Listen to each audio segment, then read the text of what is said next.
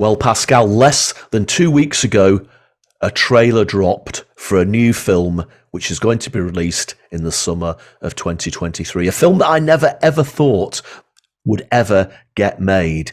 The fifth Indiana Jones film. Indiana Jones 5, The Dial of Destiny. Let's have a look at the first teaser trailer. I miss the desert.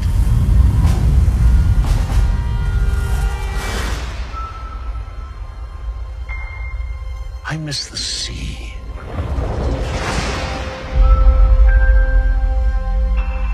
And I miss waking up every morning, wondering what wonderful adventure the new day will bring to us. Those days have come and gone. Perhaps not. I don't believe in magic. But a few times in my life, I've seen things I can't explain. And I've come to believe it's not so much what you believe.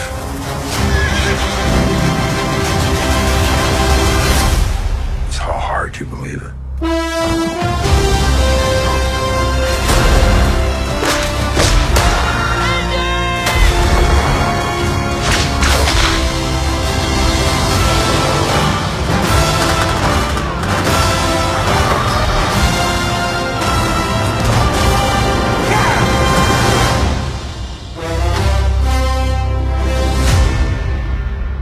Who is this man? I'm her godfather. Related. Get back!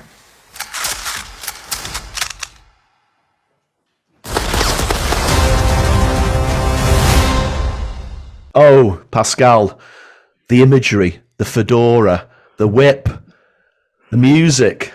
What do you think?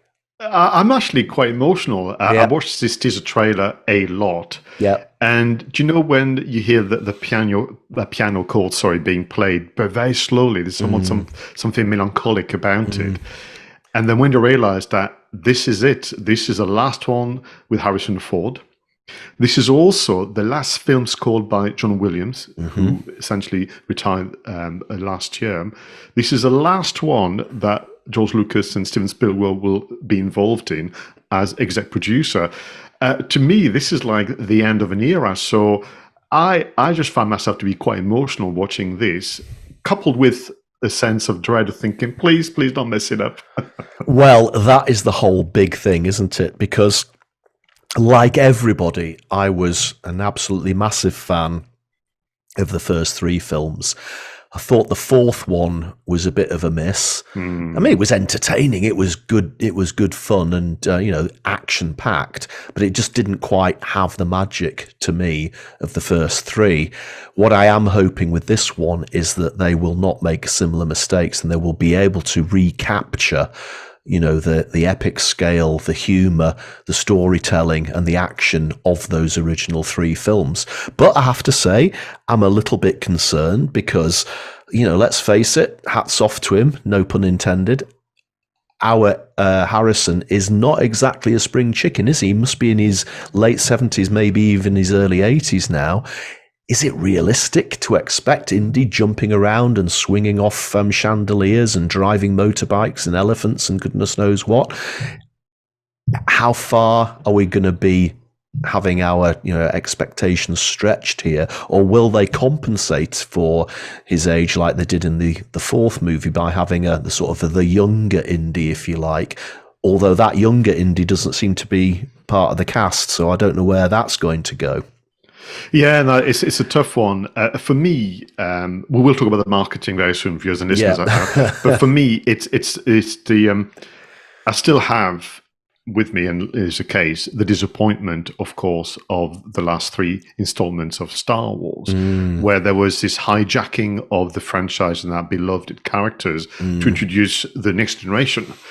And so we know from the teaser and from the very, very short synopsis that, in addition to Indy, we have his goddaughter, who essentially is going to be that new generation.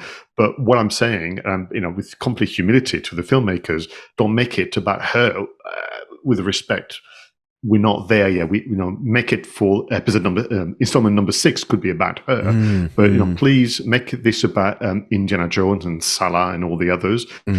Please don't kill him at the end of the film like you've done with all the others. That's not really what we want to see here.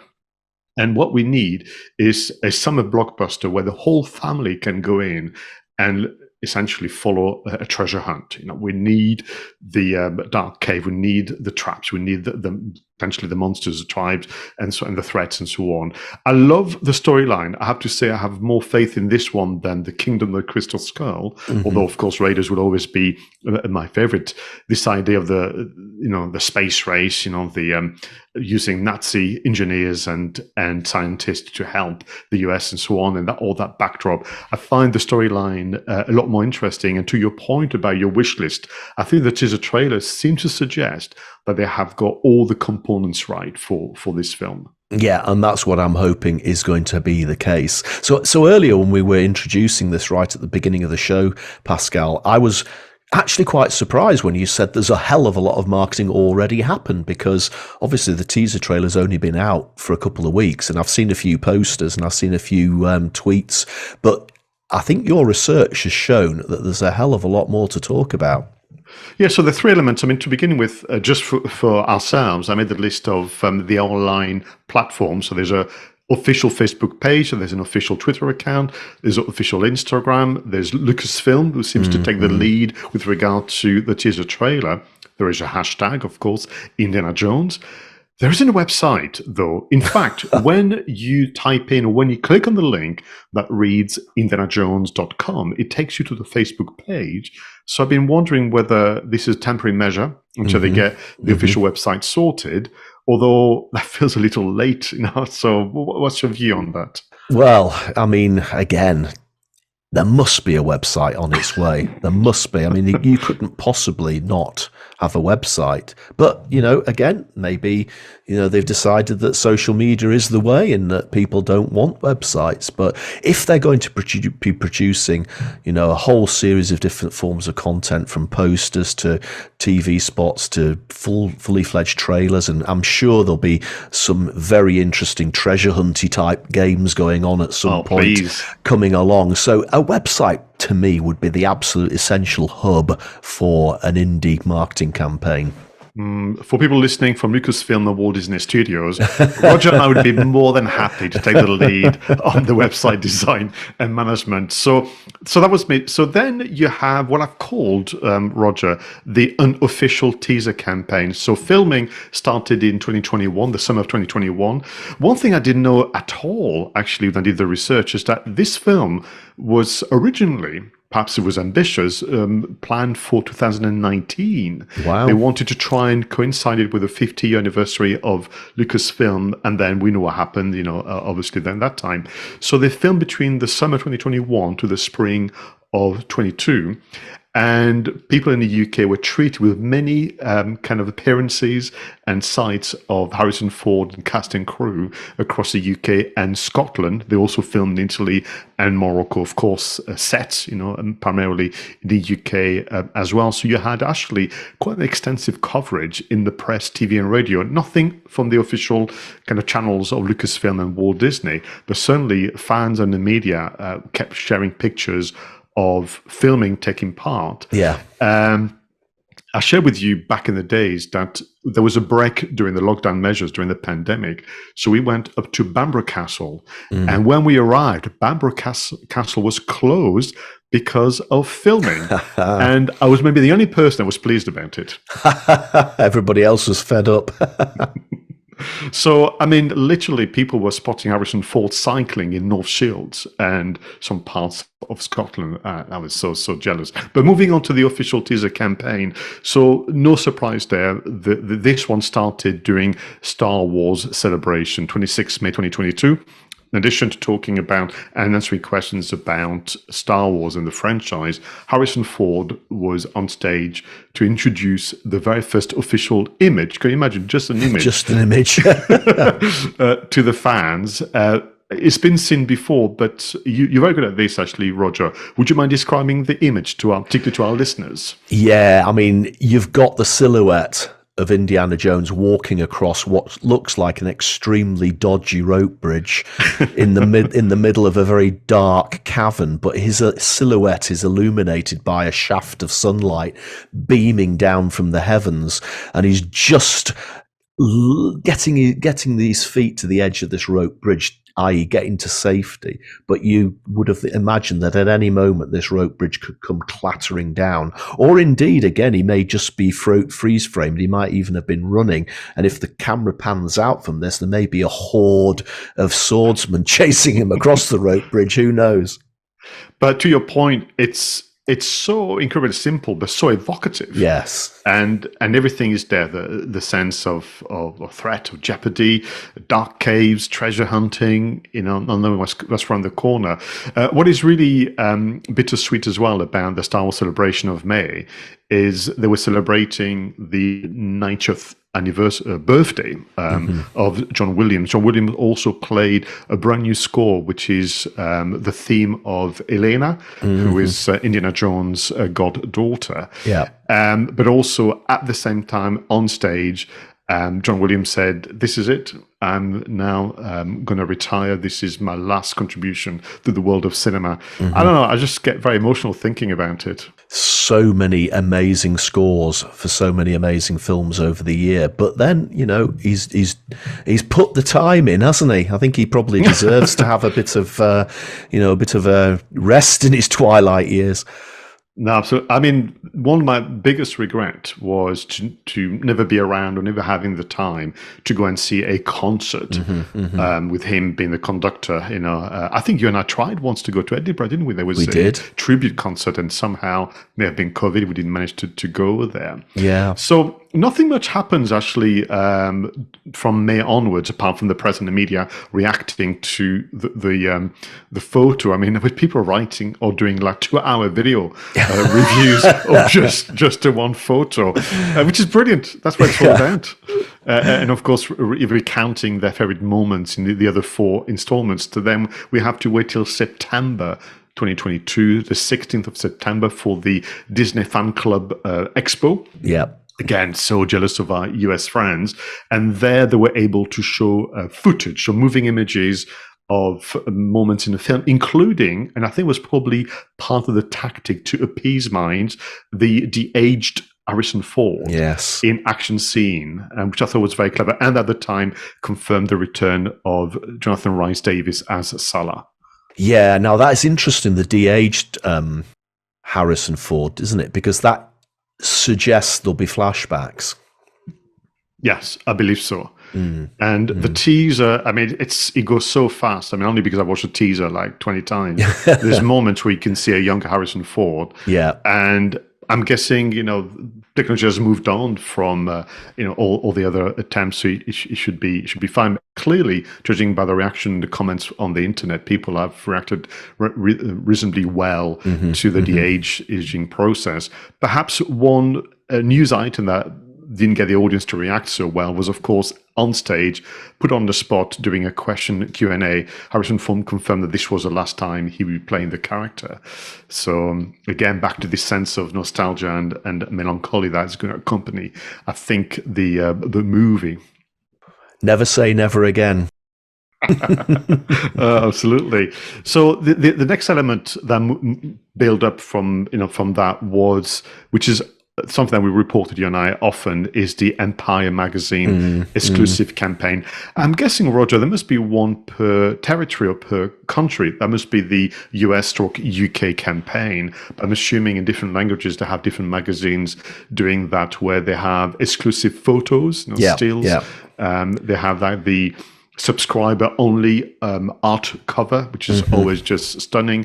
And then what they've done, which you and I have reported often in other kind of movie marketing reviews, the character spotlights. Yes. Yeah. I mean, again, the character spotlights we've talked about even in recent reviews of films like Knives Out and Death on the Nile. It's just a great way to showcase the cast with beautiful imagery and beautiful graphics. I think what the photos show as well is the quality of filming, but also in some of them, if we look at the Mads Mikkelsen photo, who plays the kind of ex-Nazi scientist Voller, that kind of noir effect, and the way that is being lit and so on. Yeah, and he also, because he's got his steel rim glasses on, circular steel rim glasses and hat, he looks a lot like the character out of the original Raiders of the Lost Ark film. Yeah, no, absolutely right. You can't help it, and I think that's what they're going to do. Yeah. I know that we have to make the comparison because the production companies are the same. But when they looked at The Last Jedi and The Rise of Skywalker, the producers confessed that they were very, very concerned about criticism of fan service. Yes. I've got the feeling that that's not the issue with this one. They're going to give us what we want. Yes. Yeah. That hopefully is what we're going to get. So then, as you mentioned at the start of this segment, we are moving on to the 1st of December, where at the same time, we have the date, we have the title, and we have the teaser trailer. Yeah. And some posters as well, pointing to June the 30th. Yeah, that poster is something that I would love to have as a print. We have, kind of, it's quite a close-up, isn't it, of Indy today, or as in, I think, 1969. He's in a cave, you have some dust falling on the rim of his hat, and you've got that unique calligraphy that they've used as part of the artwork and the brand positioning of June 30. So we're not going to do an analysis of the trailer. Others have done so, and I've covered it extensively. But were there moments in the trailer when you went, "Ooh, that's exciting," or that reminds me of something? Yeah, it's deliberately created to do that, isn't it? I mean, yes, teaser trailers are supposed to tease, and you get a little element of the plot. But what they've had to do here is try to satisfy everybody. So they've had to satisfy the absolute off the rocker, hardcore fans. They've got to satisfy the family audience who love Indiana Jones films but don't obsess about them like you and I would do. And they've got to attract people who've maybe never seen an Indiana Jones film. And that's a hell of a lot of audiences to crack in one trailer. And I think they've probably got the balance right on this occasion. Absolutely. In the green room, you mentioned something to me, and I have to say I had to quickly watch it again before recording, where you told me that there is a moment in the trailer, it's like a split of a second, where I think they are in a submarine underwater. But you told me, that looks like a little nod to Star Wars. Yeah, absolutely could be. We then end our review of, a 10 days old teaser campaign, should I say, with the last entry. In case you missed it, ICYMI, an acronym for you. And what they've done is they've gone back to the trailer and they've taken stills from the trailer to get people to react, as we've just done a moment ago. Yes. And I can see, that happening more and more, online as well. So, as I say, it's been really quite interesting to look at a campaign from the very, very early start. It's the first time for us. So that gives us some scope to maybe make some predictions. What would you like to see next in terms of the marketing campaign? What do you think they could do to keep us, entertained and enthralled for the next 6 months? Oh, I think it's got to be something that I alluded to before, some sort of game, some sort of treasure map to follow, or pieces of an artifact to start collecting bits and pieces from all over the world and putting them together into some sort of whole cube or whatever it might be. Or even, one of those the Indie does this quite often. You have the map and then you have the red line going along the map showing where something like that, something interactive that we can really become immersed in. I would like to have that. As much as it's fun to have photos and videos of things that we've missed, because that's also a minor criticism of the campaign. Of course, they are US productions, although they are filming a lot in the UK. Is it's quite difficult to attend, or it's quite difficult to know it's happening and so on. So something where it's not just US centric would be lovely. So online is definitely a solution. Perhaps a little selfishly, I would love to win memorabilia. Because back to this idea of this is the end, this is the last one. So competitions and the likes, treasure hunt and finding real items. Even when we reviewed the Batman Returns, and there were some elements where you could literally vote, you could even take part in a kind of meta elements and so on. And we also reviewed the last Halloween installment where people could win a Zoom call with Jimmy Lee Curtis. How about winning a Zoom call with Harrison Ford as part of the competition? That would be quite something, wouldn't it? That would be quite something. One of the questions I want answering as well is, where's Marion? Now, Marion's an interesting character because she was in the original Raiders of the Lost Ark film, wasn't she? And then as far as I'm aware, she wasn't in the second two, but then she reappeared in the Crystal Skull, which you and I weren't massively keen on. And they got married at the end of it. So there's obviously a bit of a plot revelation to be made there because as far as I'm aware, she's not in the film. She's not... But to your point, she was really loved as a character. I think Raiders works really well as it is because of her. I mean, as you know, kind of storytelling 101, you need three characters. So you had Salah, you had Marion, and Indy, the same. So now, and I mean, if she's in the film as a surprise, I hope that her character is treated better than in Crystal Skull, because that was just, it was almost like a throwaway. Oh crap, we need to add her in, so that wasn't great. So listen, let's make a deal with our audience that we're going to go back to Indiana Jones 5: Dials of Destiny on the 30th of June 2023. Yep. When the movie is released, we can then look back at 6 months of campaign and see whether or not some of our predictions are proven to be correct.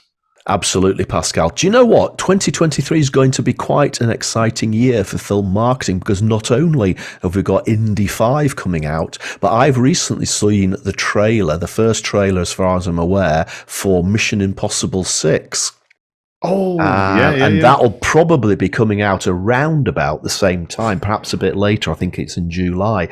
So we could do a similar trick that we've just done now with Indy with the Mission Impossible, because that trailer as well looks absolutely intriguing. So listen, everyone, thank you so much for tuning in. Whether you watch the video, whether you listened to the audio, thanks as always for your attention and your support. If you have any comments, leave a comment on the YouTube page, fire us a tweet. Roger Edwards and Pascal Fintoni were separately there on Twitter. You can even talk to us on SpeakPipe, and Pascal, I always forget the SpeakPipe URL, but you have it memorized. That's all right. speakpipe.com/2 Geeks and a Marketing Podcast.